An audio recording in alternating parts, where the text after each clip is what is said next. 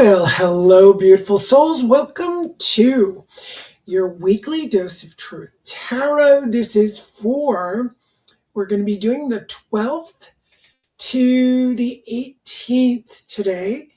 And last week we looked at feminine and masculine, which I really like. But today I want to look at collective influences that might put pressure on your energies, etc., or uplift you. So it's either way we're going to see. So what's the collective doing, and how does that influence us personally? So here's Bird taking a nice little massage today. He likes getting massaged. So the Knight of Discs. So in the collective, we've got, this is really uplifting.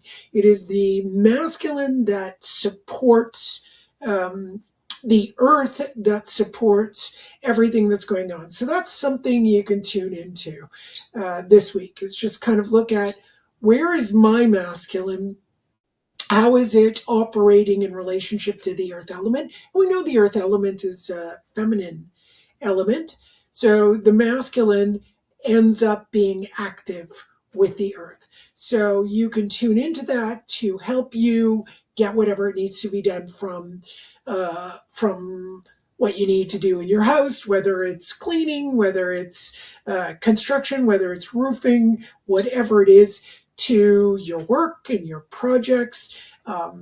Also, your body. This is a great week to deal with the body. When the masculine is working out, right? That is all about the physical body. So the more muscular someone is, those gym rat guys, they are in their feminine because the physical body is the feminine. So lots of great masculine energy working with the earth, working with all possible earth elements. Those are going to be anything that is physical that comes out of the earth. Lovely, wonderful. So I know it's going to be a good workout week this week. My body's going to feel supported and strong, etc. So let's look at the collective and see if there's anything else that we might need to look out for. Okay, what do we need to look out for? Let's dig in here a little bit. What do we need to look out for? All right, so we might need to look out for our emotions. So when we get to emotional, this is a great week to use our masculine. The masculine usually represents a modicum of stoicism and supporting our capacity to uh, control, really regulate our emotions. So this would be a good thing this week, is to regulate our emotions. We need to look out for emotions and regulate them. Let's see what the conclusion is. I'd like to have a third card. It feels imbalanced. Let's see. And the last one is, that is how our magus, our magician, will go out there and deal with the world. So the magician is the alchemist. So look at this. We take the earth element in the visionary, what we'd like to see accomplished in the physical world. Our masculine is going to be active and take us there.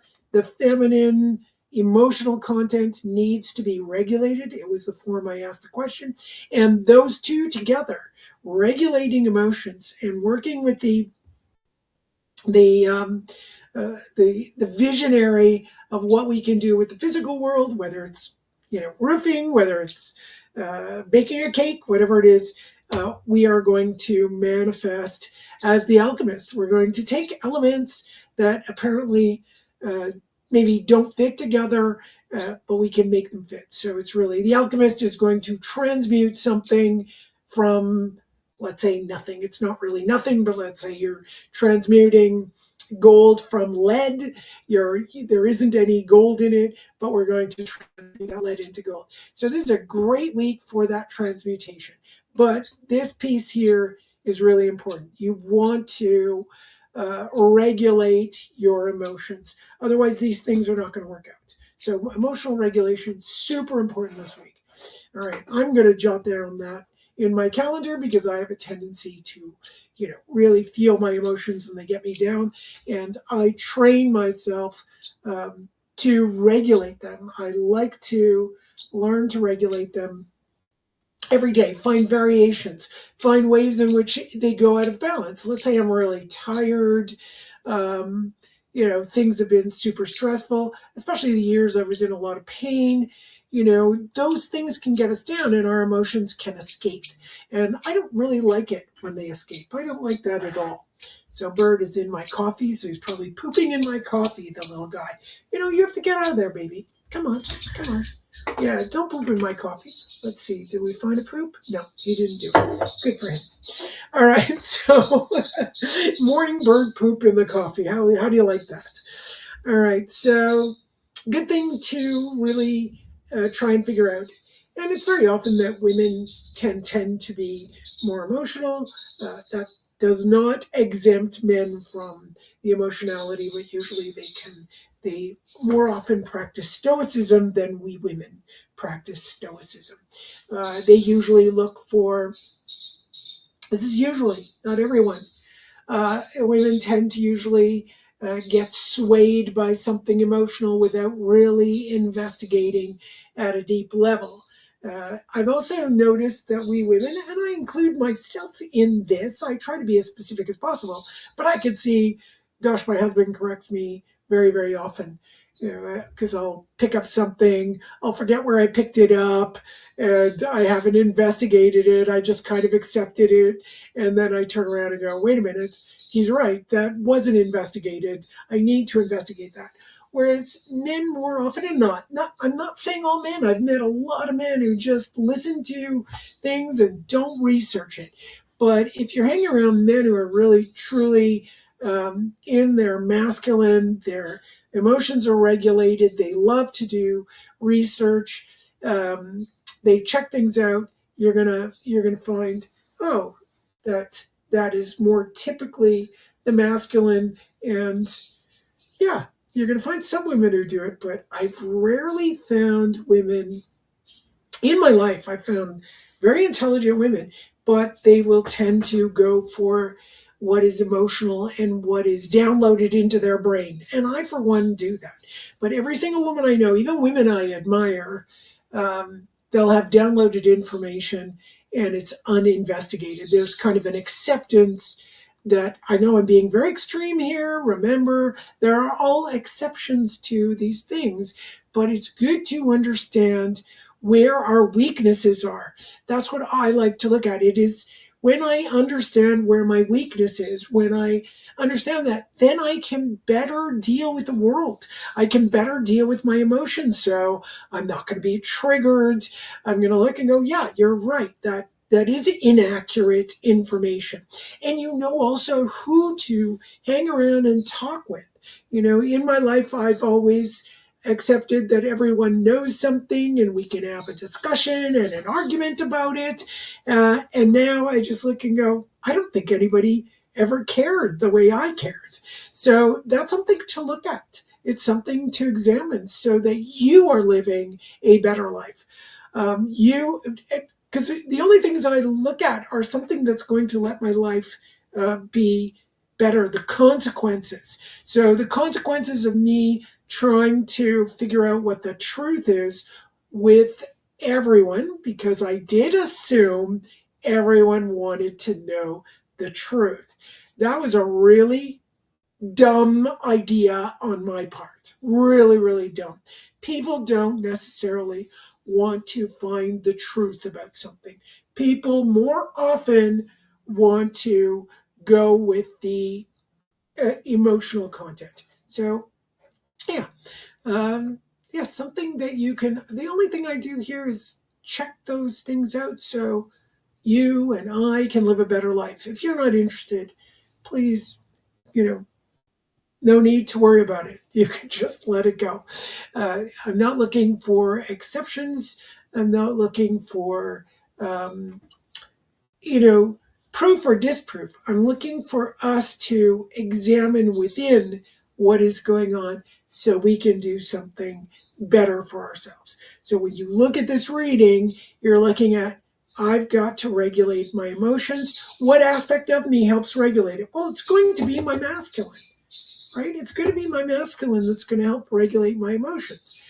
Yeah, I don't always like, as a female, I don't always like the masculine, telling me what to do. That is very typically female. Don't like it. But it's going to be to my advantage if my masculine goes, hey, cool it. Hey, do some research on this. Hey, look it up. And very often our intuition in the feminine kind of goes, I don't want to look it up. I just intuit it's correct. Or I read it somewhere. Or 5 people validated what I know, right? We very often, this is men and women, but we very often go to, hey, so and so said so, and there are like 5 other people who agree with me. Well, it's really important to understand people who agree with you are usually people you know. Usually, people you know are people in your life that you have selected because they agree with you. That's usually what happens. So when someone disagrees with you, it's kind of good, right? You're being disagreed with. I think in my life there are more people who disagree with me. So that could be a reflection on maybe I'm just an idiot. Okay, that could be highly possible. Or I've got to do my own self examination. And as you need to do, I don't sit around and go, I'm right and I know what's going on. I want to have, let's say, a conversation about what we understand and what direction we're going in. And I find that I have attracted in my life people who just tell me it's like this or it's like that, and they do not examine it. So I look for those people who are going to question and examine. And yeah, okay, it's few and far between, but I do have those wonderful people who do examine things. There's also people who are very touchy when you disagree. So that's touchy in that they shut down the conversation rather than continuing the conversation, even though it can be disagreeable. And that is often the feminine. We don't like to go on. So I can shut down when I notice that's going on. And yeah, that just happens. Like, okay, so you're going to disagree in a way where you're not going to explain your point of view and give evidence and give your what studies you've followed, or even if you give me the studies, you won't give me the sources, or you'll just say this person or that person said so it must be correct. That is the appeal to authority. And yeah, not interesting to appeal to authority. I mean, it's good to have a proper authority once in a while, and you would want to refer to that person, but you would need to know that that person is doing the right thing. I grew up with a parent who, when I was a kid in school, um, I would say, "Oh, Dad, no, you're wrong about that." And for him, it wasn't logical. And I would bring the textbook and I'd say, "Look, it's written right here." And he would say to me, "Who wrote this book?" And right away, I could feel my structure of what I was being educated with in school as a given, meaning anything that was written became fact to me. So when he started saying that, I went, oh my God, he's absolutely right.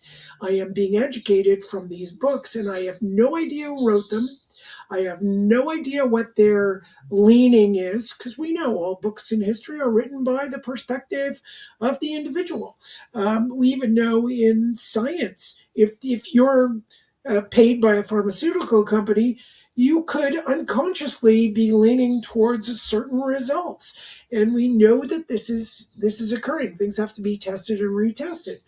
So lack of questioning and just going to authority is kind of horrible for us as humans, because then we just get emotional rather than being nice and stoic and sitting back going, take the emotion out of it. Let's look at this coldly.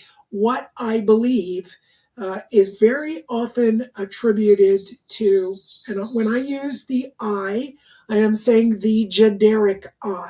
I am not saying my I personally. It is the generic I that says, oh, what I believe constitutes my makeup. This is who I am. Oh my goodness, right? So the minute you question someone's belief system, you will be questioning uh, who the person thinks they are. And that is going to be hugely, hugely emotional. All right, so enough of that today. Have a great week, and please let me know if you have a question that you'd like to know about something that's influencing you. What could be interesting to look at? I look forward to hearing from you, and have a great week. Bye.